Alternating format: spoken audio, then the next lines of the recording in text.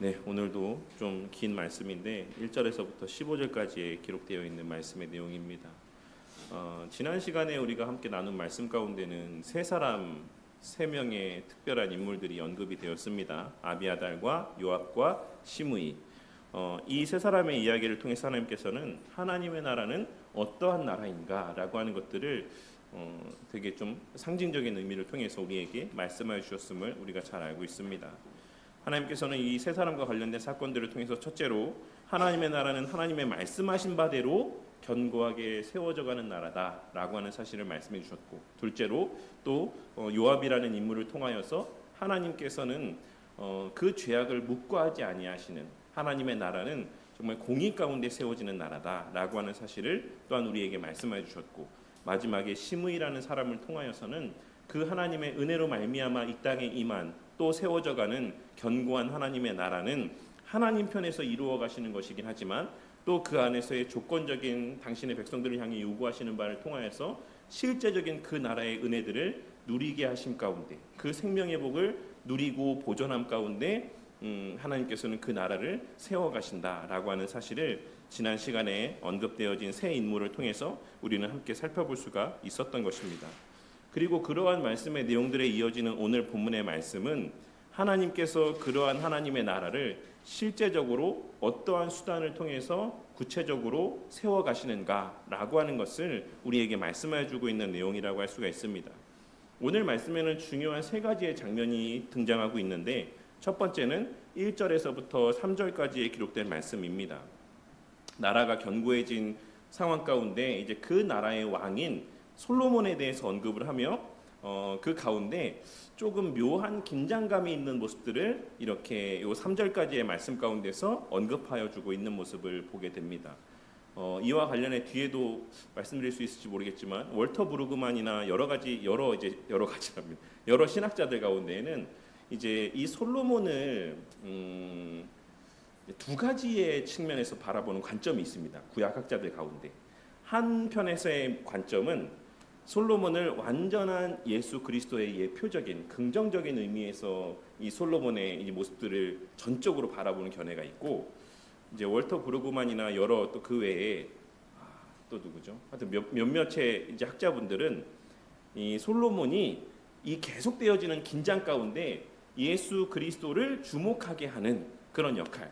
그러니까 계속해서 한 2%가 모자르고 몇 프로가 모자른 모습을 통해서 결국 이 사람도 너무나도 훌륭하고 뛰어난 왕이지만, 그리고 실제적으로 하나님께서 너무나도 큰 은혜를 솔로몬 때에 부어주시긴 했지만, 그럼에도 불구하고 이 솔로몬은 예수 그리스도를 바라보게 하는, 주목하게 하는 역할을 더 크게 감당하고 있는 왕이다. 그래서 솔로몬을 좀 부정적인 의미에서 이렇게 바라보는 그런 견해가 있습니다. 그런데 사실 그 가운데 어느 하나의 측면만 있다라고 보는 것은 좀 합당하지 않죠. 이를 통해서 예수 그리스도를 통해서 완성된 하나님 나라의 어떤 온전한 아름다움과 영광을 보여주시기도 하지만, 또 한편으로는 계속해서 이어지는 이 긴장들도 실제적으로 발견되어지는 것이기 때문에 하나님께서는 이를 통해서 그럼에도 불구하고 솔로몬 때에 누렸던 이 말로 다 할 수 없는 이전에도 이후에도 정말 전무후무한 이러한 풍성한 은혜 속에서도 그리스도를 통해 성취되어질 그 하나님의 나라는 더 영광스럽고 아름답다라고 하는 것을 우리에게 또한 생각해보게 해주는 그러한 역할들을 감당한다라고 할 수가 있습니다. 그런 여지들이 1절에서 3절의 말씀 가운데서도 사실 언급되어지고 있다라고 할 수가 있는 것입니다. 그리고 이어지는 두 번째 장면은 4절에서 9절까지의 말씀인데, 거기서 이제 기브온에서 솔로몬이 제사를 드리고 여기에 또 중요한 하나의 모습이 있죠. 일천번제. 정말 말도 많고 탈도 많은 일천번제가 여기에 등장합니다. 이 일천번제에 대한 내용들이 언급되고 난 이후에 하나님께서 이제 꿈에 나타납니다. 꿈에 나타나서 뭘 원하느냐라고 했을 때 솔로몬이 우리가 함께 봉독한 바와 같이 자기의 무엇인가를 위해서 구하지도 않고 또 대적의 멸망을 위해서 구하지도 않고 그 나라 백성들을 잘 다스릴 수 있는 듣는 마음을 달라라고 기도를 하게 됩니다. 그리고 그에 대해서 하나님께서 이어지는 10에서 15절까지의 말씀을 통해 이러한 간구를 기뻐하시고 또 그와 함께 그가 구하지 않았던 것들까지도 마치 금도끼 은도끼와 같이 정직하게 무엇인가를 구했을 때 내가 그 구하지 않은 것도 내가 다 주겠다라고 하시면서 이제 복에 대한 말씀들을 말씀하여 주시는 장면으로 이제 오늘 말씀이 끝맺음을 하고 있습니다. 그리고 그 마지막에 또 주목해 볼 만한 15절 말씀으로 끝맺음을 하고 있죠. 깨어보니 꿈이더라. 사실 이 말씀이 어떻게 보면 되게 또 실망스러운 이제 내용일 수 있지만 깨보니까 꿈이야 이렇게 생각할 수 있지만 솔로몬은 이것이 하나님의 약속이구나, 하나님께서 나에게 주신 정말 분명한 하나의 어떤 표징이구나라는 것을 깨닫고 확신하며 제자들과 함께 언약궤 앞에 제자들이랍니다. 그 무리들과 함께 이제 여호와의 언약궤 앞에서 번제와 감사의 제물을 드리고 신하들을 위해서 잔치를 벌였다. 그러니까 이 말씀 마지막에 결론지어지는 이 종결되어지는 말씀은 사실 이 모든 복의 그 지향점이 어디에 있다라고 하는 것을 말씀하고 있는 것이냐면 예배에 있다라고 하는 것을 말씀해 주시는 것이고, 이 모든 복이 이 솔로몬에게는 공동체에게 주어진 복이다라는 사실에 대한 인지가 있었음을 또한 우리는 15절 말씀의 내용들을 통해서, 그래서 이것을 기쁨을, 이 받은 약속의 기쁨을 혼자 간직하고 그냥 혼자만 좋다 이렇게 한 것이 아니라 그 따르는 무리들과 함께 잔치를 통해서 나누었음을 통해서 하나님의 부어주시는 이 모든 은혜들, 그 왕으로 말미암는 은혜들은 다 그 안에 속한, 그 왕에게 속한 자들과 함께 누리고 만끽하며 나누게 하시기 위해서 주시는 은혜다라고 하는 것을 말씀하며 오늘 말씀이 끝맺음하고 있다라고 할 수가 있는 것입니다. 그래서 사실 이게 사실 오늘 말씀의 내용이 다긴 합니다. 어쨌든 이런 내용을 갖고 세 가지 사실을 좀 생각해 보려고 합니다. 첫째로, 하나님께서는 불완전한 왕에게도 은혜로 자신을 나타내시고 하나님의 어떤 그 약속을 이루어 가시는 장면들을 우리에게 보여주시고, 더 나아가서 완전한 왕을 우리 가운데 바라보게 하신다라고 하는 것을 보게 되고, 둘째로 하나님께서는 자신의 백성을 말씀을 듣는 지혜로 다스리신다라고 하는 사실들을 또 보게 됩니다. 우리는 물질을 통해서, 그 외에 어떤 인간적인 능력을 통해서 하나님의 나라를 하나님께서 세워가게 하신다라고 생각하지만, 하나님께서 오늘 말씀을 통해서 하나님께서 당신의 나라를 세워가시고 더욱더 견고하게 하시는 그 궁극의 수단은 결국 하나님의 말씀을 듣는 마음과 그 순종의 모습을 통해서다라고 하는 사실을 우리에게 말씀해주고 있고, 마지막 셋째로는 하나님께서 이러한 순종의 복 가운데에 그 통치에 순복하는 모습들 가운데 진짜 실제 약속하신 바대로의 복과 은혜를 누리게 하신다라고 하는 사실을 우리에게 말씀해주고 있다라고 할 수 있습니다. 이러한 사실들을 좀 염두에 두고 오늘 본문의 내용들을 함께 살펴보도록 하겠습니다.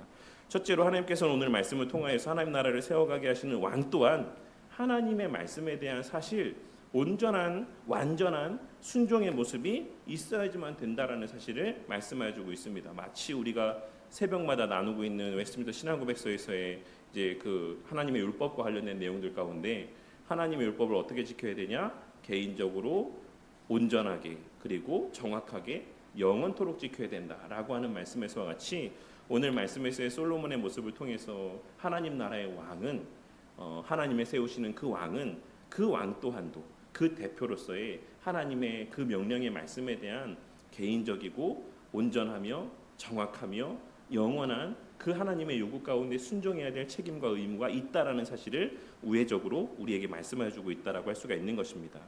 하나님께서는 2장의 말씀을 통해서 이의 나라가 솔로몬의 손에 의해 견고하였다라고 말씀을 하고 있으심에도 불구하고 바로 이어지는 3장의 말씀을 통해서는 매우 조금 의외일 수 있는 내용들을 연달아서 언급하고 있는 것을 보게 됩니다. 특별히 이 세 가지의 내용들 정도를 우리가 주목해서 볼 수가 있는데, 하나는 그가 산당에서 제사를 드렸다라고 하는 것, 그리고 또 한 가지는 바로와 더불어서 혼인 관계를 맺었다라고 하는 것, 그리고 마지막 셋째로는, 이거는 아주 이 본문에서 명확하게 드러나는 것은 아니지만 이제 우리가 뒤에 이어지는 나중에 이제 왕궁들이 그리고 성전이 건축되어지는 어떤 과정에 대한 묘사, 그 열왕기상 뒷부분에 되어지는 언급된 내용들을 고려해봤을 때 그가 오늘 말씀에서도 이 공사에 대해서 언급하면서 무엇을 먼저 언급하고 있냐면 자기의 왕궁과 여호와의 성전과 예루살렘 주위의 성의 공사가 끝나기를 기다렸다라고 하는 말씀을 통해서 그의 마음 가운데 사실 무엇에 대한 마음이 더 크게 자리하고 있었는가라고 하는 것들을 우리에게 우회적으로 이렇게 행간의 의미를 통해서 말씀해 주고 있다라고 할 수가 있습니다. 그러니까 세 가지의 의미죠. 그는 물론 시대적인 한계가 있었기 때문에 아직 성전이 완성되어지지 않았기 때문에 지금 산당에서 제사를 드리는 게 맞습니다. 하지만 그 뉘앙스를 조금 더 반어적인 의미, 역접의 의미를 담아서 표현하고 있어요. 그랬으나 그가 성전에서 그 산당에서 예배를 드렸다. 그리고 후에 우리는 이어지는 말씀의 내용들을 통하여서 결국에는 이 산당 예배가 그 이방의 여인들과의 이어지는 그 바로의 딸과의 혼인과 같이 이방의 어떤 민족의 아내를 받아들이는 것과 결부되어져서 결국에는 그 이방 혼인과 이 산당에서의 제사가 결국 솔로몬을 넘어지게 만드는 어떤 수단들이 되었다라는 사실을 우리는 이어지는 말씀의 내용들을 통해서 보게 됩니다. 그러니까 오늘 말씀에서의 솔로몬에 대한 이와 같은 언급들은 어떤 면에서 보자면 아주 직접적으로 솔로몬 죽일 놈이야, 나쁜 놈이야 이런 것을 말씀하고 있는 것은 아니지만 그는 분명 하나님이 세우신 왕이 맞았고 그때 하나님이 풍성한 은혜들을 주신 것도 맞지만 1절에서 3절까지의 말씀을 통해서 하나님께서는 그러함에도 불구하고 솔로몬이 진짜 왕이 아니야. 솔로몬에게는 이러한 긴장들과 연약함들이 있었어 라고 하는 것을 계속해서 어떤 그 아주 작은 부분의 세밀한 표현들을 통해서 우리에게 계속해서 말씀해주고 있습니다. 우리는 그러한 사소하게 넘어갈 수도 있는 이러한 표현들을 통해서 마지막 셋째 같은 경우는 이제 자기의 왕궁을 더 기다렸다라고 하는, 그러니까 더 기다렸다라고 말씀하고 있진 않죠. 그런데 이러한 그 언급되어지는 순서의 내용들을 통해서도 하나님께서는 우리에게 결국 솔로몬은 진짜 왕이 아니야라고 하는 것을 우리에게 상기시켜 주시고, 그리하여 그 이면에 그가 그림자로서 예표했던 그 실체이신 예수 그리스도를 바라보게 하고 있으시다라고 하는 사실들을 우리는 3절까지의 말씀을 통해서 확인할 수가 있는 것입니다. 그리고 이는 앞서도 말씀드렸던 것처럼 자연스럽게 열왕기서 전체를 관통하고 있는 하나의 중요한 질문을 다시금 상기시켜주게 합니다. 뭐였습니까? 창세기의 말씀을 관통하는 하나의 중요한 질문이 이 자녀가 그 자녀냐, 이 아들이 그 아들이냐라는 것이 창세기 전체를 관통하는 주제였다라고 한다면 열왕기 전체를 관통하는 핵심 주제는 뭐였다라고 말씀드렸습니까? 이 왕이 그 왕이냐, 도대체 그 왕은 누구냐라고 하는 그 질문에 대한 생각들을 다시금 우리에게 상기시켜주고 있다라고 할 수가 있고, 자연스럽게 그러한 우리 안에 드는 질문들은, 생겨나는 질문들은 예수 그리스도를 바라보게 한다라고 할 수가 있는 것입니다. 그리고 예수님께서는 오늘 말씀에서의 솔로몬과 달리 그 모든 삶 전체가 하나님의 뜻에 온전히 순종하는 삶이었고, 그 삶 전체에서의 예수님의 품으신 모든 마음과 생각 자체가 하나님, 성부 하나님의 뜻과 일치되는 삶을 사셨던 분이라는 사실을 우리는 기록된 말씀의 내용들을 통해 보게 되는 것입니다. 그렇기에 예수님께는 이 그러나라고 하는 이런 의미, 뭐뭐하였으나라고 하는 의미가 전혀 존재하지 않는 완전한 의미에서의 우리의 참된 왕이시라는 사실을 우리는 이어지는 말씀들의 내용들을 통해서 확인할 수가 있는 것이고, 성경 전체의 말씀을 통해서 확인할 수 있는 것이고, 실제로 요한복음 8장에서 29절 말씀에서 예수님께서는 이렇게 말씀하셨죠. 나는 항상 그가 기뻐하시는 일을 행한다. 나는 항상 성부 하나님의 기뻐하시는 일들만을 행한다 라고 말씀하심을 통하여 그가 솔로몬보다 더 큰 참된 왕이시라는 사실을 우리에게 말씀해 주고 있다라고 할 수가 있는 것입니다. 둘째로, 그럼에도 불구하고 하나님께서는 하나님의 나라가 참된 지혜 가운데 세워지게 될 것임을 이후에 이어지는 솔로몬의 간구의 내용을 통해서 우리에게 말씀해 주십니다. 오늘 본문에서 가장 중요한 부분은 사실 이 4절에서부터 9절까지의 말씀에 있는 내용들이라고 할 수가 있습니다. 그 내용, 다른 내용들도 중요하지만 하나님께서는 이어지는 말씀을 통해서 하나님 나라의 유일한 통치의 원리가 무엇인가라고 하는 것을 우리에게 말씀하여 줍니다. 이어지는 말씀을 보면 이제 솔로몬이 기브온에 올라가서 제사를 드리는 장면이 나오죠. 앞서도 말씀드렸던 것처럼 1,000번제와 관련된, 정말 말도 많고 탈도 많은 이 1,000번제와 관련된 말씀들이 언급이 되어지고 있는데, 사실 이 본문은 예전에도 함께 나누었기 때문에 아실 거라고 생각합니다. 1,000번제는 1,000번의 제사를 말하는 것이 아니라 1,000마리의 제물을 가지고 단번에 드리는 제사를 의미합니다. 그래서 이것이 오늘날의 많은 이제 교회들 안에서 행하여지는 그런 어떤 일천번제 기도 그리고 일천번제 예물 이런 것과는 조금은 뭐 제가 폄하하고 싶은 마음은 없기 때문에 귀하죠. 그런 마음도 귀하지만 사실 그것이 본질적으로 솔로몬이 드렸던 이 일천번제와 같은 형식과 어떤 목적에서의 모습이라고는 할 수가 없습니다. 왜냐하면 두 가지 면에서 그렇죠. 하나는 형식적인 측면에서 솔로몬은 1,000마리의 제물을 갖고 단번에 제사를 드린 것입니다. 그때도 이제 설교 때도 말씀드렸지만 사실 그래서 1,000마리의 제물을 각을 뜨고 이제 제물을 드리려면 얼마나 힘들었겠습니까? 얼마나 많은 시간이 들었겠습니까? 그래서 사실 이것이 뭐 하루 만에 드려졌을 수도 있고 아니면 여러 날에 걸쳐서 드려졌을 수도 있지만 왜냐하면 그곳이 큰 산당이었으니까 뭐 어쨌든 간에 뭐 상당한 시간들이 소요됐던 것은 분명할 것이다라고 생각합니다. 어쨌든 그런 맥락에서 그런 형식적인 측면에서 오늘날의 그런 1,000번제 예물을 드리는 것이나 1,000번제 새벽 기도회를 드리는 이런 것과는 좀 다르다. 형식적인 측면에서라고 할 수 있고 또 한 가지 솔로몬이 구한 이 목적은 어떤 개인적인 무엇인가를 위해서 드렸던 것이 아닙니다. 하나님께서 자신을 왕위에 앉혀주시고 또 하나님의 언약대로 하나님께서 하나님의 나라를 세워가심에 대한 어떤 감사의 의미들이 그리고 헌신의 어떤 의미들, 결단과 다짐의 의미들이 담겨져 있는 것이죠. 그런데 오늘날의 이제 교회 안에서 드려지는 어떤 1,000번제 예물이라든지 혹은 이제 그런 1000일 동안의 새벽 기도회라든지 이런 것들 가운데는 물론 그렇지 않은 경우들도 있지만 많은 경우는 이제 뭐 그 자식이 잘 되거나 그 외에 어떤 내 삶에 좀 형통함이 있거나 이런 것들을 하나 목적을 품고 결단하고 다짐해서 이렇게 그것을 얻어내기 위한 어떤 수단과 목적에서의 이런 모습들을 나타내 보이는 경우들이 많이 있습니다. 그래서 사실 이 1,000번제는 이제 그런 맥락에서 의미가 아니다라고 하는 것을 우리가 좀 요 말씀이 나온 김에 좀 같이 좀 생각해 보았으면 좋겠습니다. 다시 본문으로 돌아와서 이처럼 이제 1,000마리의 제물로 제사를 드린 그날 밤에 하나님께서 솔로몬의 꿈에 나타나셨죠. 그래서 내가 너에게 무엇을 줄고 이렇게 말씀을 이제 하셨는데 거기에 대해서 솔로몬이 이제 듣는 마음을 달라라고 말씀을 합니다.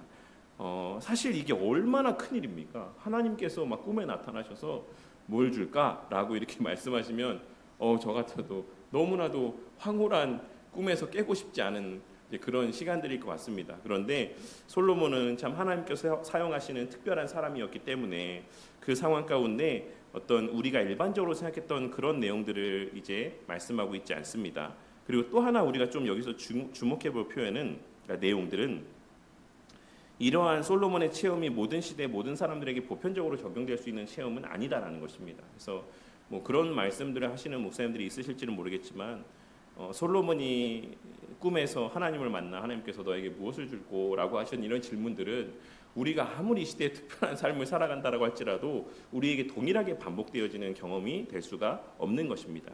이는 어떤 면에서 보자면 하나님께서 하나님 나라가 세워지는 특별한 시기에 그 시기에 왕으로 세우신 솔로몬에게 하나님의 나라의 통치의 원리가 무엇인지를 그 후대를 살아가는 자들에게 계시해 주시기 위해서 솔로몬에게 특별히 허락하신 예외적인 상황이다라고 우리는 이해할 수 있어야지만 됩니다. 그래서 뭐 이것이 반복적으로 일어날 것이다라고 좀 이렇게 우리가 기대하고 하나님 저한테도 좀 나타나 주세요라고 이렇게 기도하는 거는 물론 그 순수한 마음 정도는 너무 귀하지만 그런 것들을 기대하는 것보다는 우리는 이것도 새벽에 나눈 내용에서 같이 이미 계시된 뜻에 우리가 천착하며 그 계시된 뜻에 순종하며 살아가는 것이 훨씬 더 지혜로운 또 그 세월을 단축하는 지혜롭게 잘 선용하며 살아갈 수 있는 길이다.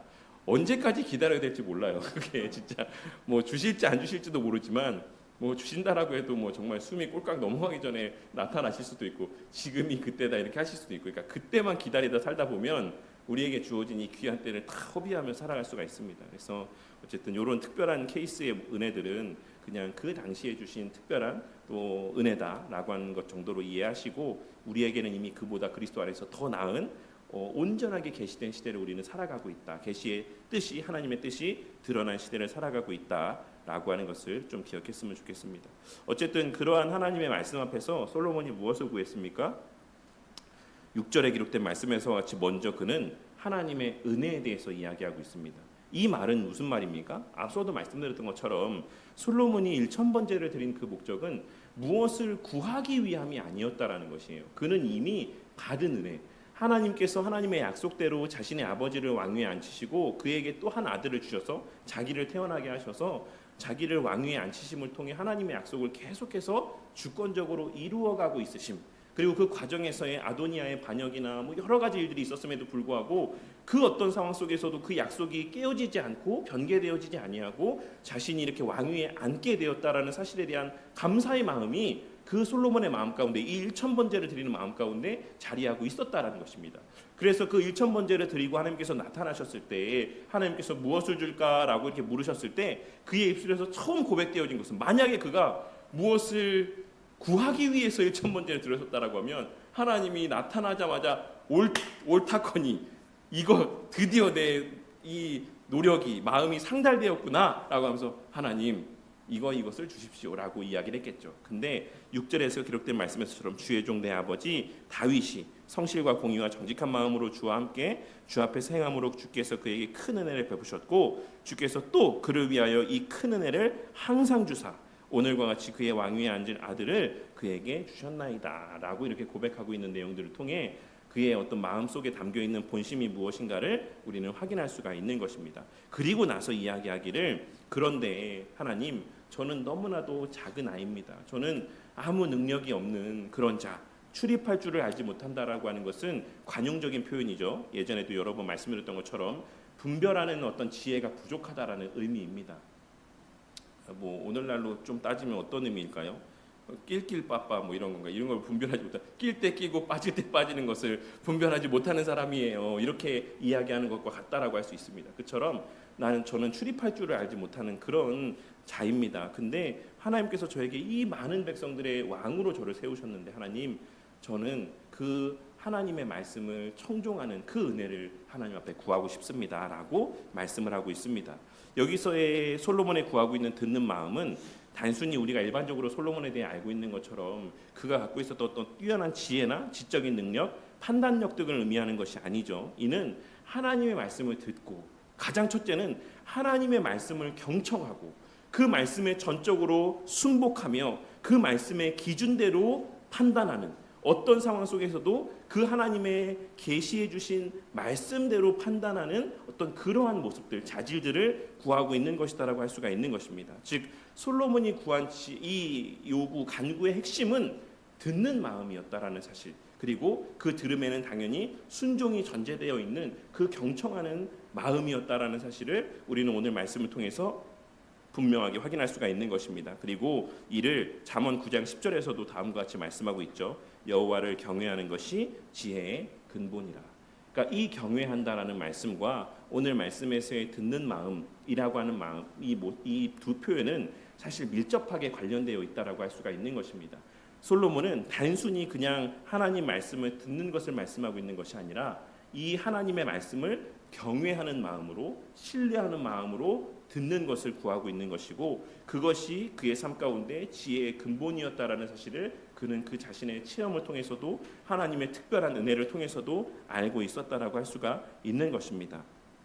솔로몬은 하나님의 은혜 가운데 하나님이 모든 지혜의 근원이자 그 하나님 말씀이 모든 지혜의 실체이고 극치라는 사실을 알고 있었고, 그리하여 그 맡기신 백성들을 잘 다스릴 수 있도록 이 말씀을 들을 수 있는 분별력과 말씀에 순종할 수 있는 겸손의 은혜를 구하고 있는 것이다라고 할 수가 있는 것입니다.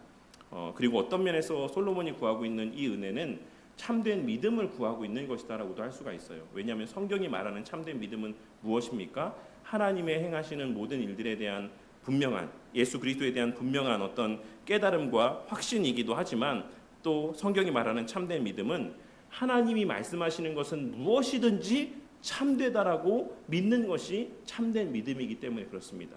그래서 참된 믿음에는 반드시 어떠한 모습들이 나온다라고 말씀하고 있는 것입니까? 명령의 말씀에 순종하고 경고의 말씀에 두려워 떠는 모습들이 있으며 약속에 대한 신뢰가 있다라고 말씀하고 있는 것입니다. 그러니 오늘 말씀에서의 솔로몬은 어떤 면에서는 저에게 참된 믿음을 주사 하나님의 말씀하신 바대로 백성들을 다스리고 통치할 수 있도록 해 주십시오라고 기도하고 있는 것이다라고도 할 수가 있는 것입니다. 그리고 또 하나 우리가 오늘 말씀에서 솔로몬의 말 가운데 조금 주목해 볼 만한 표현은 솔로몬이 그 백성에 대해서 무엇이라 일컬음하고 있다라고 할 수 있는 것입니까? 주의 백성이라고 일컬음하고 있는 것을 보게 됩니다. 그는 자기가 이스라엘 민족의 그 나라의 왕으로 세워졌지만 자신에게 맡기신 하나님의 백성들은 나의 백성, 자신의 백성, 자신의 소유가 아닌 하나님의 소유이고 하나님의 백성이라는 사실을 알고 있었다라는 사실입니다. 그리고 자신을 그 왕위에 세우신 것은 그 하나님의 백성들을 돌보고 통치하게 하시기 위해서, 그 하나님 나라의 복을 풍성히 누리게 하시기 위해서라는 사실을 그는 잘 알고 있었다라는 사실입니다. 그렇기에 하나님께서는 그러한 마음으로 구하는 이러한 솔로몬의 간구를 또 합하게 여기시고 그에게 그 외에 구하지 아니한 모든 은혜들까지 다 주시겠다라고 말씀하고 있는 것을 확인할 수가 있는 것입니다. 그리고 오늘 말씀에서의 솔로몬의 구한 바는 당연한 말이지만 예수님 안에서 성취가 되었다라고 할 수가 있죠. 우리가 잘 아는 것처럼 예수님은 자신의 지혜대로 자신의 뜻을 이루기 위해 오신 분이 아니셨습니다. 성부 하나님의 뜻에 순종하기 위해 오셨다라는 사실을 그는 그 자신이 완전한 지혜 자체였음에도 불구하고 요한복음 6장 38절에서 다음과 같이 말씀하신 것을 우리는 보게 되는 것입니다. 내가 하늘에서 내려온 것은 내 뜻을 행하려 함이 아니요 나를 보내신 이의 뜻을 행하려 함이니라. 오늘 말씀에서의 솔로몬은 이러한 듣는 마음을 구해야 되는 자였지만 예수님은 처음부터 완전히 듣는 마음 가운데 존재하셨던 분이셨습니다. 그리고 그 예수님께서는 처음부터 하나님의 말씀을 완전히 들으심 가운데 언제나 그 하나님의 뜻에 온전히 순종하는 분이셨던 것입니다. 그렇기에 이 사실은, 이 약속, 이 모든 솔로몬에게 예표되었던 바가 그리스도 안에서 완전하게 성취되었다라고 하는 것은 자연스럽게 필연적으로 그 그리스도 안에 그리스도와 연합되어 거하는 자들에게는 반드시 그 하나님의 말씀을 경청하며 하나님의 뜻에 순복하는 삶의 모습이 필연적으로 나타나게 될 수밖에 없다라는 것을 의미합니다. 우리가 거듭난 것이 맞다면, 그리고 우리가 이해하고 있는 거듭남이라고 하는 것이 그리스도와의 연합된 관계 안에서 주어지는 은혜인 것이 맞다라고 한다면 그 안에서의 거듭난 자의 삶을 살아가는 모든 이들에게는 우리 주 예수 그리스도와 같이 언제나 하나님의 말씀을 경청하며 하나님의 뜻을 알고자 하는 마음 가운데 살아갈 수밖에 없는 것이고, 그 하나님의 뜻을 알게 되었을 때 그 뜻에 기꺼이 순복하는 삶을 살아가는 모습이 나타날 수밖에 없다라고 할 수가 있는 것입니다. 그래서 하나님께서는 에스겔 36장 27절에서 성령 하나님에 대해서 뭐라고 약속하신 것입니까? 내 영을 너희 속에 두어 너희로 내 율례를 행하게 하리니 너희가 내 규례를 지켜 행할지라.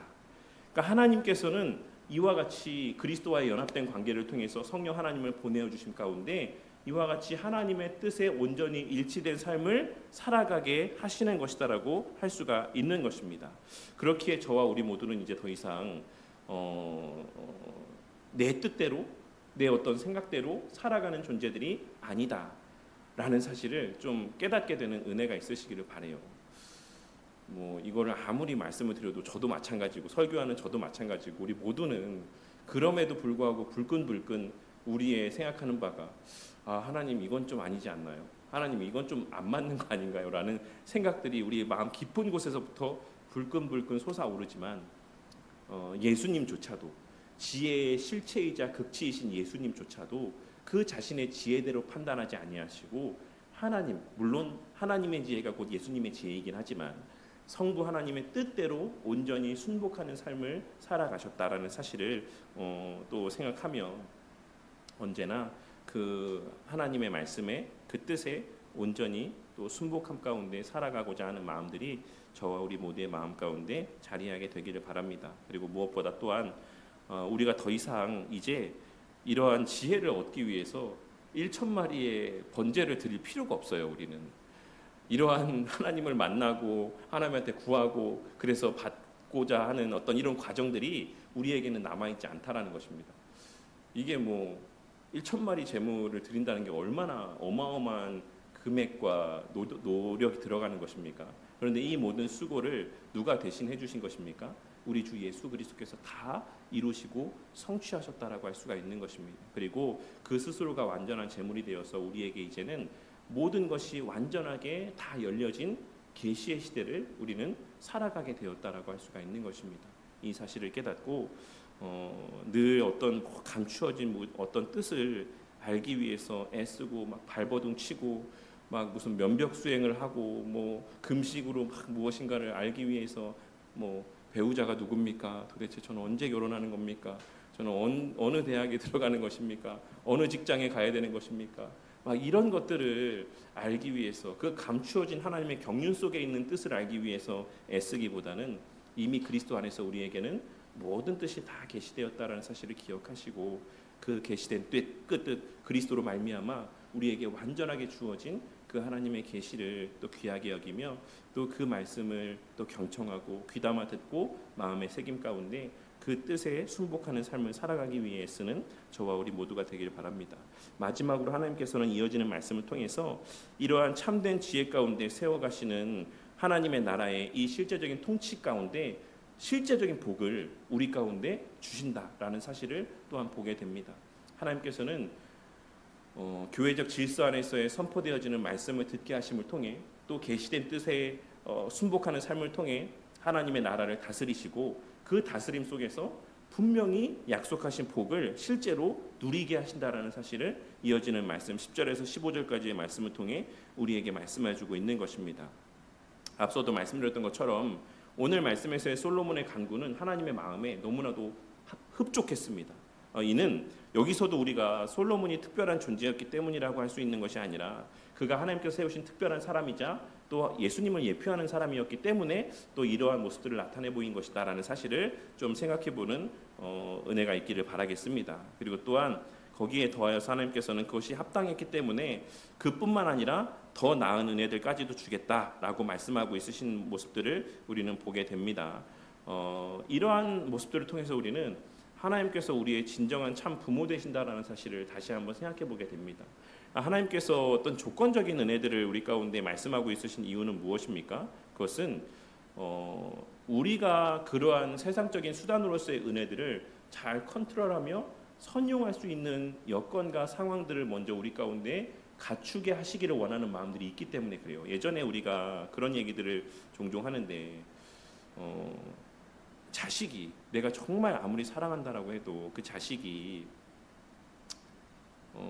그러니까 뭐 돈이 있어요 실제로. 뭐 예를 들어서 뭐 저는 이재용은 아니지만 돈이 제가 막 뭐 엄청난 자산가라고 했을 때 뭐 초등학생 정도밖에 되지 않는 자녀가 아빠 저 좀 쓸 데가 있는데 한 3억만 좀 주세요. 이렇게 뭐 초등학교 1, 2학년 아이가 이렇게 얘기한다라고 했을 때 그 아버지가 아무리 돈이 많다라고 해서 정말 그 자녀를 사랑하는 부모라고 한다면 그 돈을 그의 손에 쥐어줄까라고 했을 때 정상적인 이성과 또 그 자녀를 사랑하는 마음이 있다라고 한다면 그러한 것을 주지 않을 것이다라는 사실을 우리는 알고 있죠. 그러니까 우리는 이어지는 이 10절에서 15절까지의 말씀 가운데 특별히 14절 말씀에서의 그의 아버지와 맺으신 언약을 다시금 상기시켜 주시는 말씀의 내용들을 통해서 하나님께서 그 다윗이 구한 바 이 모든 것이 그 하나님의 뜻에 일치되었고 그래서 하나님께서 그 모든 그 외에 하나님의 백성들을 다스릴 수 있는 모든 은혜들을 내가 다 줄 것이다라고 말씀하시긴 했지만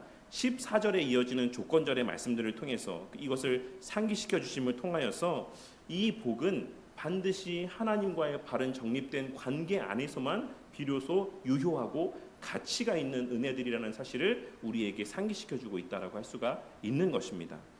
앞서 말씀드렸던 것처럼 그 자녀에게 그 자녀가 해달라고 하는 모든 것들을 다 그 손에 쥐어진다라고 해서 그것이 다 그 자녀에게 유익한 것이 될 수 없는 것처럼 하나님께서는 우리가 하나님의 뜻에 합당한 삶을 살아가기 위해 구하는 모든 것들을 다 주실 수 있는 분이시지만 우리의 부족과 연약 가운데 때로는 하나님께서 우리에게 주신 여러 은혜의 방편들을 우리가 소홀히 여김으로 말미암아 우리가 그 삶의 정체성이나 방향성들을 잃어버렸을 때 하나님께서는 그 수단으로 주셨던 은혜들을 거두어 가시기도 하는 것입니다.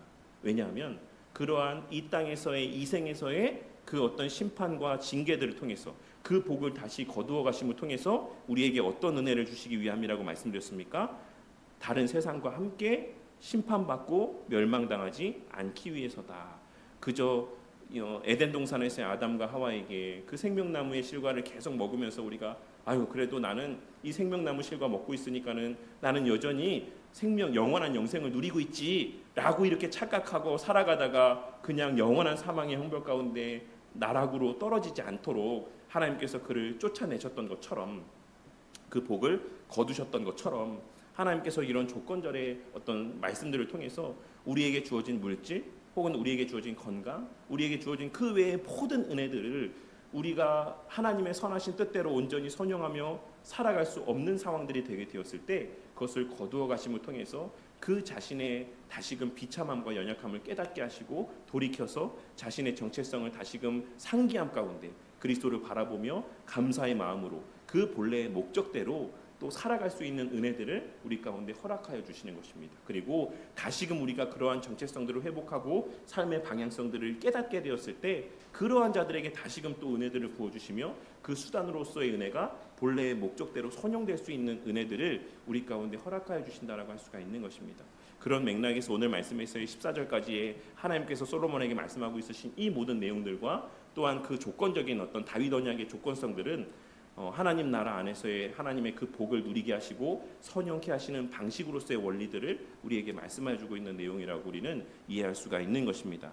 그리고 또한 이러한 말씀들을 통해서도 우리는 이어지는 내용들 통해서도 또 이 복의 궁극의 목적이 무엇이고 본질이 무엇인가를 또 깨달을 수 있어야지만 될 것입니다. 예수님께서는 에베소서 2장, 그러니까 하나님께서는 또 신약에 기록된 바울 사도를 통해 기록된 에베소서 2장 14절에서 16절까지 말씀을 통해서 이러한 말씀들을 우리에게 들려주고 있으십니다. 그는 우리의 화평이신지라 둘로 하나를 만드사 원수된 것 곧 중간에 막힌 담을 자기 육체로 허시고 이 둘로 자기 안에 한 세 사람을 지어 화평하게 하시고 또 십자가로 이 둘을 한 몸으로 하나님과 화목하게 하려 하심이라 라고 이렇게 말씀하고 있는 내용들을 보게 됩니다. 이 말씀을 드리고 있는 이유는 앞서 말씀드렸던 것처럼 우리가 그 본질적인 정체성들을 망각했을 때 하나님께서 그 복을 거두어 드리실 것이다라고 말씀하셨는데 그 본질적인 정체성이 무엇인가에 대해서 계시의 확장 가운데 예수님께서는 무엇이나 말씀하셨습니까? 결국 하나님을 사랑하고 이웃을 사랑하며 하나님과의 온전한 관계 그리고 이웃과의 형제와의 한몸된 관계를 누리며 살아가는 것이 복의 실체다라는 사실을 우리에게 말씀해 주셨습니다. 그러니까 우리에게 주어진 모든 은혜와 또 수단으로서의 어떤 은택들, 은사들이 결국에는 교회 공동체 안에서의 하나님 나라 안에서의 서로와 함께 나누게 하시기 위해서 주신 은혜다라는 사실을 우리에게 계시된 말씀들을 통해서 말씀해주고 있다라고 할 수가 있는 것입니다. 그러니 오늘 말씀에서의 이 조건적인 말씀이 신약적으로 성취된 의미는 사도행전에 기록된 초대교회의 모습을 통해서 사실 솔로몬에게 약속된 이 모든 은혜들이 구체적으로 실제적으로 성취되어진 것이다라고 할 수가 있는 것이고 또한 솔로몬에게 말씀하셨던 이 사람의 매로 다윗에게 말씀하셨던 이 사람의 매로 채찍질할 것이다라고 하시는 이 조건성의 말씀들은 우리가 무엇을 상실했을 때 우리에게 해당되어지는 말씀이라고 할 수가 있는 것이겠습니까? 결국 하나님의 그 도덕법이 지향하는 궁극의 지향점이라고 할 수 있는 하나님과의 관계의 복이 훼손되어지고 이웃과의 관계의 복이 훼손되어지게 되었을 때 그 모든 주어진 복의 은혜들이 다시금 회수되어지고 누려지지 못하게 될 것이다라는 말씀으로 우리는 이 말씀의 내용들을 오늘날의 이 시대 가운데 적용하여 이해할 수가 있는 것입니다. 그리고 그와 같이 하나님께서 늘 그 하나님의 나라를 바라보며 그 하나님의 본래 우리 가운데 목적하시는 바대로의 하나님을 사랑하고 이웃을 사랑하는 삶대로의 삶을 살아가게 하실 때 하나님께서는 이 교회라는 공동체, 그리스도의 통치가 완전히 성취되고 구현되어지는 이 교회 공동체 안에서 오늘 우리에게 약속하신 말씀에서와 같이 그 복을 실제로 누리고 만끽하게 하실 것이다라는 사실 또한도 깨달을 수가 있는 것입니다. 그리고 그 실제적인 예가 무엇이었습니까? 좀 전에도 말씀드렸던 것처럼 사도행전 2장에 기록된 초대교회의 모습이었다라고 할 수가 있는 것입니다. 그런데 여기서 또 한 가지 좀 우리가 중요하게 생각해 보아야 될 것은 이미 여러 차례 말씀드렸지만 이 솔로몬에게 약속하신 이러한 복의 은혜가 오늘날 이 시대에 살아가는 너무나도 많은 사람들과 많은 목사님들이 다 원하고 간절히 사모하는 바이긴 하지만 사실 이 복은 초대교회 안에서 어떻게 성취가 되었습니까? 구체적으로 모든 사람이 다 부자가 됨을 통해서 이 복이 누려졌습니까? 그렇지 않죠. 누군가는 부요함의 은혜 가운데도 있었고 누군가는 가난함 가운데 있었고 누군가는 사회적으로 지위가 높은 가운데 있기도 했고 누군가는 사회적으로 되게 낮은 하층에 속해 살아가는 자들도 있었지만, 또 누군가에게는 많은 지혜로움이 있었고 또 지혜롭지 못한 어떤 그런 배움에 있어서의 열악함 가운데 있는 자들도 있었지만, 초대교회 안에서 부어주신 그 모든 은혜가 서로를 향해서 발현되어지게 하심을 통해 이 하나님 나라의 복이 서로에게 온전히 누려지게 하셨다라는 사실을 우리는 신약 시대에 계시된 바를 통해서 알 수 있습니다.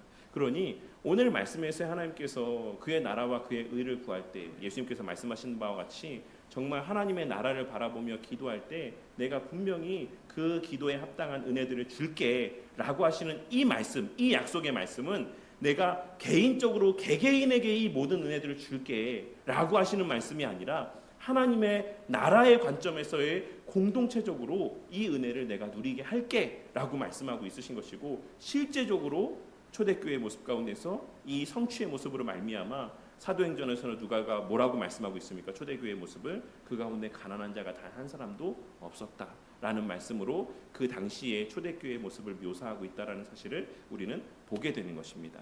그러니 오늘 말씀에서의 솔로몬을 통해, 그가 예표했던 예수님을 통해 성취되어진 온전한 그리스도의 통치 가운데 주어지는 이 이스라엘에게 주어졌던 그 번영의 복, 그 풍성함의 복은 오늘날 이 시대 가운데도 여전히 동일하게 이 교회라는 공동체 안에서 누군가는 자신에게 주어진 가르침의 은사로, 누군가는 음식을 잘하는 은사로, 누군가에게는 물질의 부유함을 주신 은사로, 또 누군가에게는 또 다른 어떤 면에서 주신 은사들로 서로와 서로가 섬기게 하심을 통해서 그 어떤 면에서도 부족함이 없고 결핍의 문제가 없는 그러한 하나님 나라의 복을 누리게 하심을 통해 실제로 구현되어졌고 이 시대에도 누려지고 만끽되어지고 있다라는 사실을 우리는 신약과 구약에 이어지는 이 전체의 계시의 내용들을 통해서 발견하고 깨달을 수가 있는 것입니다. 그러니 하나님께서는 구약에서는 이스라엘이라는 국가를 통해서 그것을 예표적으로 그림자로 보여주셨고, 오늘날 이 시대 가운데서는 교회를 통해서 그리고 특별히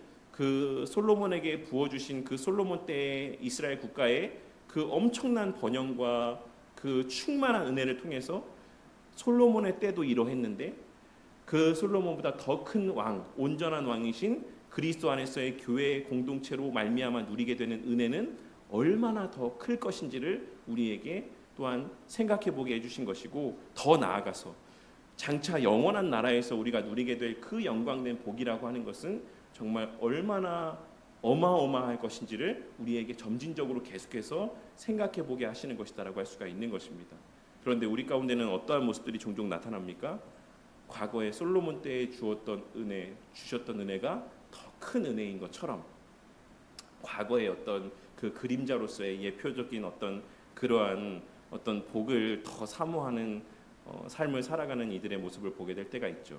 하지만 우리가 성경의 말씀을 바르게 이해하고 또 솔로몬이 예표했던 그 실체로서의 그리스도의 영광됨과 그 아름다움과 무한하신 능력과 그가 세우신 이 땅에 세우신 교회라는 공동체의 가치와 그 어떤 은혜들, 그 실체를 우리가 진정으로 깨닫게 된다라고 하면 감히 그 멸망할 수밖에 없었던 이스라엘이라는 국가에 부어진 그 가시적인 그 한시적인 은혜가 오늘날 이 시대의 교회의 은혜와 비추어 보았을 때 얼마나 아무것도 아닌 은혜였는지를 우리는 깨닫게 될 수 있을 것이다라고 생각합니다. 오늘 이러한 말씀들을 통해서 몇 가지 적용점을 생각해 보자면, 첫째로 우리의 한계와 불완전함을 깨닫고 완전하신 그리스도의 통치를 신뢰하며 그 통치에 순복하는 삶을 살아가는 저와 우리 모두가 되기를 바랍니다. 오늘 말씀에서의 솔로몬은 너무나도 뛰어난 사람이었지만 그 삶에는 그러나라고 하는 하나의 단서 조항들, 긴장의 모습이 있었습니다. 하지만 우리는 우리 주 예수 그리스도 안에서 이미 그 솔로몬과는 비교할 수 없는 온전히 성취된 은혜 가운데 살아가는 자들이라는 사실을 깨닫게 되는 은혜가 있으시기를 바랍니다. 우리는 이미 완전한 계시 가운데서 그 하나님의 명령의 말씀 가운데 순복하며 솔로몬 때와는 비교할 수 없는 더 온전한 의미에서의 완성된 하나님 나라의 복을 누리고 만끽하며 살아갈 수 있는 존재들이 되었다라는 사실을 깨닫고 명심함 가운데 살아가는 우리 모두가 되기를 바란다는 것입니다. 하지만 그럼에도 불구하고 우리 안에도 이미와 아직이라는 이 긴장 속에서의 솔로몬이 나타내 보였던 이러한 긴장적인 요소들이 또한 우리 가운데 남아있기도 함을 또 오늘 말씀을 통해서 다시 한번 생각해 보게 되는 은혜가 있으시기를 바랍니다. 오늘 말씀에서의 솔로몬이 하나님을 사랑하는 어떤 자였다라고 말씀하고 있는 것처럼 오늘날을 살아가는 우리도 뭐 정말 그러하시잖아요. 하나님을 사랑하시잖아요. 예수님 사랑하신 줄로 압니다. 사랑하고 있으신 줄로. 우리도 다 하나님을 사랑하는 자들이라 고백하는 자들이고 그 사랑 또한 진실될 것이다라고 생각합니다. 우리는 다 그 마음에서 예배를 드리는 자들이고 그 마음에서 말씀을 보는 자들이고 그 마음에서 기도하는 삶을 살아가는 자들이기도 합니다. 그러니까 우리의 삶에서의 모든 부분들을 보면 다 정말 어쩌면 저렇게 신앙생활을 정말 잘하실까라고 생각되어질 만한 모습들이 적어도 정말 우리 교회 안에 성도님들에게는 정말 발견되어질 때가 많다라고 생각합니다. 그런데 그럼에도 불구하고 우리가 한 가지 좀 생각해 볼 것은 전에도 말씀드렸던 것처럼 하나님의 그 말씀에 반하는 우리의 모습은 아주 지극히 사소한 것들을 통해서 우리에게 들어옵니다. 그리고 우리의 연약한 점들을 타고 들어오게 되어 있어요. 이 정도는 괜찮겠지. 이 정도는 뭐 큰 문제가 되지 않겠지라고 하는 모습들이 우리의 삶 가운데 결국에는 하나님의 말씀에 정면으로 반하는 모습의 열매로까지 이어지게 될 수 있다라는 사실을 오늘 말씀에서의 솔로몬의 모습을 통해서도 발견하고 깨닫게 되는 은혜가 있으시기를 바랍니다. 왜냐하면 오늘 말씀에서의 3장 1절에서 3절까지의 기록된 말씀을 통해서 무엇을 말씀하고 있습니까? 솔로몬이 애굽 왕 바로의 딸과 더불어서 혼인 관계를 맺었다. 사실 이게 당시에 너무나도 기본적인 국제 정세의 일반적인 관례였어요. 고려 시대에는 어땠습니까? 수많은 호족의 딸들과 결혼을 해서 정말 부인이 셀 수도 없어요. 저는 다 기억했는지도 모르겠어요. 그 부인 이름을 하도 많아갖고. 이런 모습들은 동서고금을 막론하고 어떤 나라를 다스리는 위정자의 위치에서 그 왕권을 강화하기 위한 하나의 보편적인 관행이었습니다. 그렇지만 결국에는 그 시대에 통용되었던 누구나가 그렇게 했던 이 방식이 후대에는 솔로몬을 걸려 넘어지게 만드는 수단이 되었었다라는 사실을 우리는 이어지는 말씀을 통해 보게 되는 것입니다. 이러한 사실들을 통해서 우리의 삶에도 다른 모든 부분들은 다 너무나도 괜찮은데 어느 한 부분들 우리가 늘 걸려 넘어지는 하나의 사소한 부분들이 있을 수 있음을 기억하고 하나님께서 우리에게 요구하시는 바는 온전한 순복합니다. 온전한 순복합니다. 라고 하는 것을 기억하시고 우리의 삶에서의 그런 모습들이 발현되어질 때마다 각자가 아실 거라고 생각해요. 내가 정말로 끝까지 순종하지 못하고 놓지 못하는 하나의 부분들이 무엇인지는 저는 모르지만 저는 뭐 점쟁이가 아니고 뭐 속을 꿰뚫어 보는 그런 뭐 그걸 뭐라 그러죠? 관심법이라고 그러나요? 옛날 궁예가 막 그런 거 했잖아요. 막 속을 꿰뚫어 보는 그런 사람이 아니라 알 수 없지만 우리 성도님들 개개인은 다 아실 거라고 생각합니다.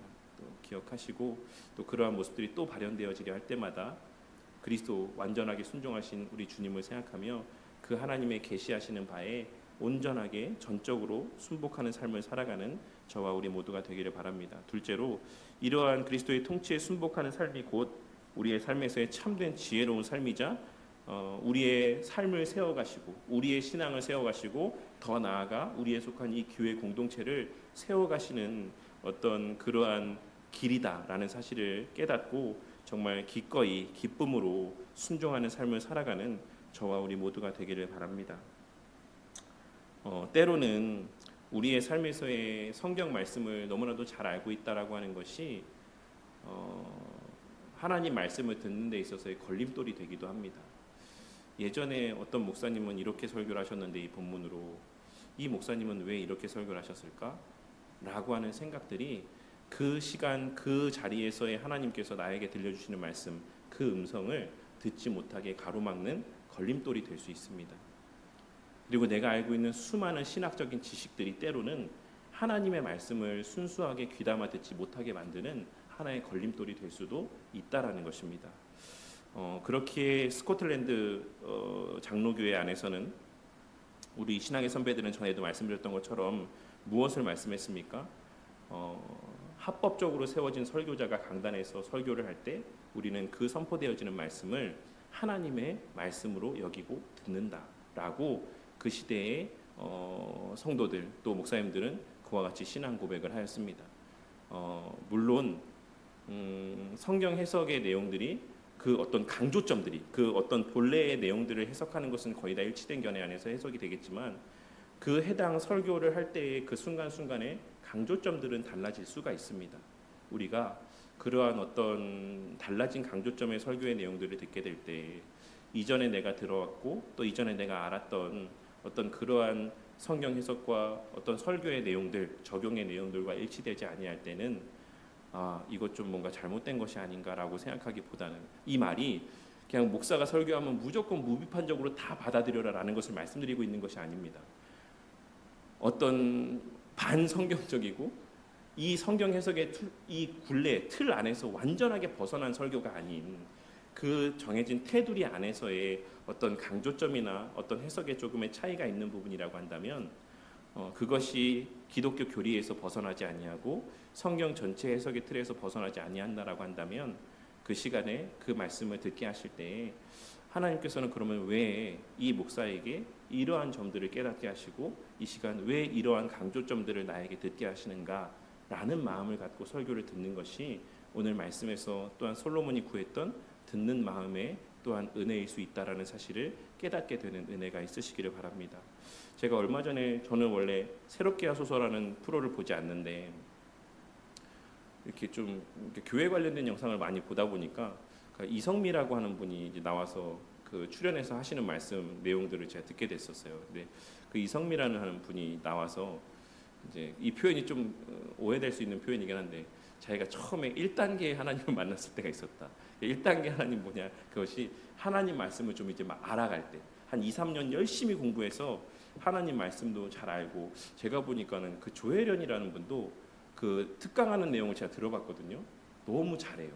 그리고 성경을 진짜 많이 읽고 성경을 왜곡되지 않게 잘 알고 있더라고요. 그래서 우리가 연예인들의 신앙이라고 해서 무조건적으로 되게 폄하하거나 가볍게 볼 것은 아니다라는 생각을 제가 그 조혜련이라는 분이 그 성경 내용들을 이렇게 특강하시는 내용을 보면서 그 엄마한테 막 설명해주고 엄마 성경은 이런 내용이야 막 하면서 쭉 설명해 주는데 그 내용을 보면서 그런 생각을 했습니다. 근데 이성미라는 분이 그런 얘기를 하면서 자기가 그렇게 한 2, 3년 열심히 말씀 보고 말씀 배우고 하고 나니까 그 다음부터 자기에게 이런 이상한 마음들이 들더라.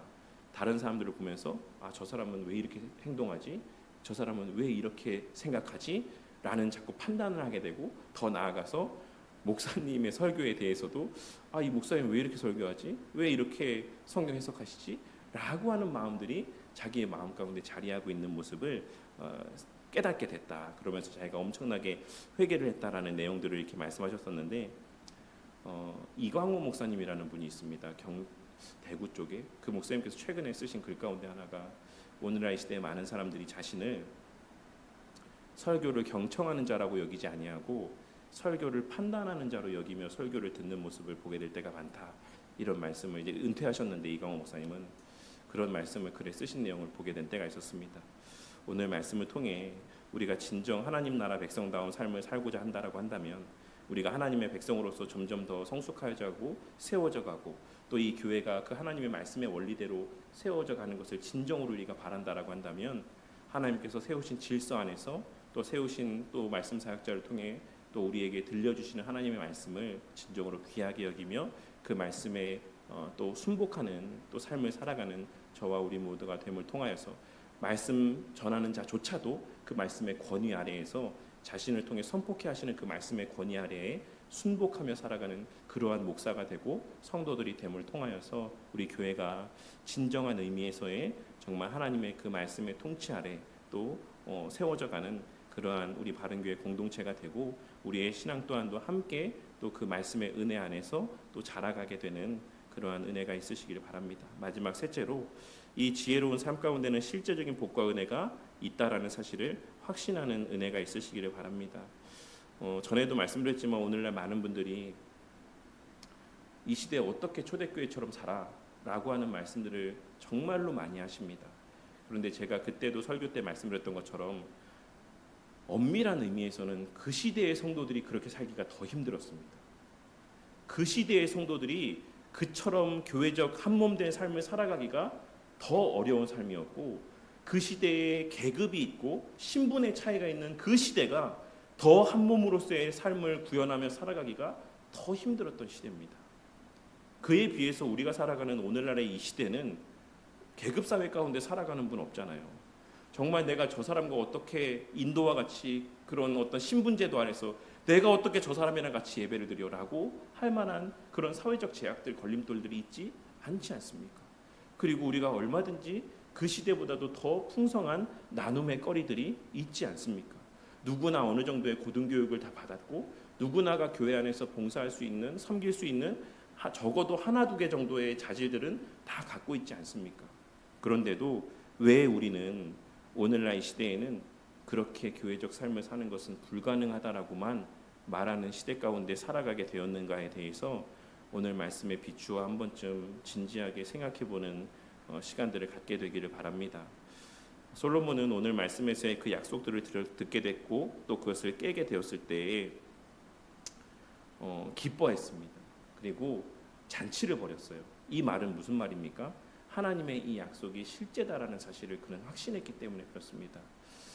이 또한도 최근에 제가 이제 구정훈 성도님도 유튜브로 보았다라고 하셨던데 당진에 있는 교회가 정말로 막 진짜 한두 아이들 두세 명의 아이들 데리고 와서 먹이고 가르치고 이러한 모습에서 시작하여서 온 교회가 정말 이제는 버스를 대절해서 태워온다고요.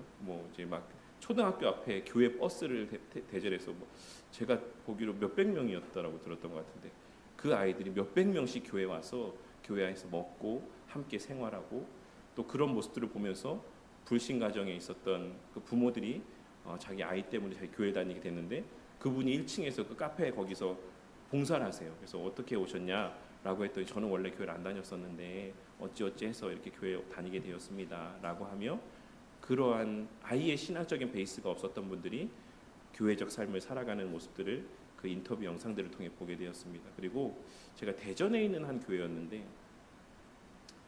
그 교회가 작은 교회였어요. 거기도 작은 교회였는데 조금씩 아름아름 이렇게 성도들이 모여들다가 그 가운데 돈이 되게 많은 꽤 많은 이제 재정적인 여유가 있는 성도님이 한 분 계셨는데 그분이 자기가 갖고 있는 재산을 다 팔았어요. 그래서 교회 근처에 있는 다세대 주택인가 엄청 한 7, 8세대가 살 수 있는 그런 건물을 샀습니다. 그래서 교회에서의 좀 힘든 성도님들을 그냥 다 그 집에 살게 하고 또 다른 성도들도 다 그 교회를 중심으로 같이 모여 살면서 그렇게 하나의 어떤 마을과 같이 교회 중심의 삶을 살아가는 모습을 최근에 기독교 뉴스에서였나 제가 봤던 것 같아요.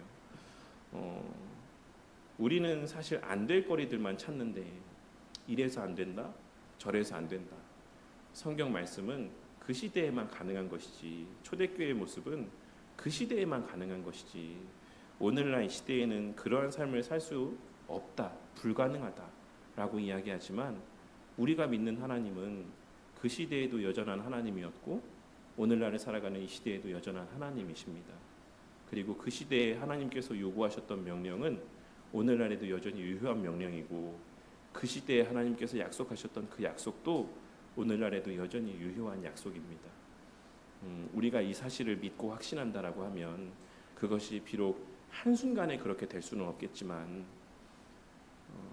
하나님께서 우리 가운데 그런 약속에 대한 확신들을 주시고 점점 더 그런 삶을 살아가게 하시며 그 약속의 실체들을 우리에게 보여주실 거라고 생각합니다. 그것이 정말 하나님 나라의 복을 이 땅에서 누릴 수 있는 길이다라는 사실을 내 약속이 진짜다라는 사실을 우리에게 실제로 보게 하시고 또 그것을 누려가게 하시고 우리에게 품게 하시는 그 뜻대로 정말 이 지역 안에서의 하나님이 행하시는 놀라운 일들을 또 경험하게 하실 것이다라고 생각합니다. 오늘 말씀에서의 솔로몬이 그 꿈에서 깨어난 이후에 정말 기뻐하며 잔치를 벌였던 것처럼 오늘 말씀에서의 이 약속의 말씀들 하나님께서 우리에게 그의 나라와 그의 의를 구하며 살아갈 때 그리고 초대교회 성도들의 본을 통해 보여주셨던 것처럼 예수님께서 말씀하신 바와 같이 그의 나라와 그의 의를 위해 살아갈 때 하나님께서 모든 것을 주시며 그 안에서의 하나님 나라의 복을 충만히 누리게 하실 것이다라고 우리에게 말씀해 주시는 이 약속이 실제로 믿어짐으로 날마다 더욱더 지금보다 더 열심히 지금도 너무 잘하고 계시지만 우리가 교회 중심의 삶을 살아가며 그러한 하나님 나라의 복을 정말 실제로 이 땅에서도 누리고 만끽하게 되는 은혜가 있기를 바랍니다. 말씀을 맺겠습니다. 오늘 말씀의 중심에는 솔로몬에게 구하게 하신 그 듣는 마음, 곧 참된 지혜가 자리하고 있습니다.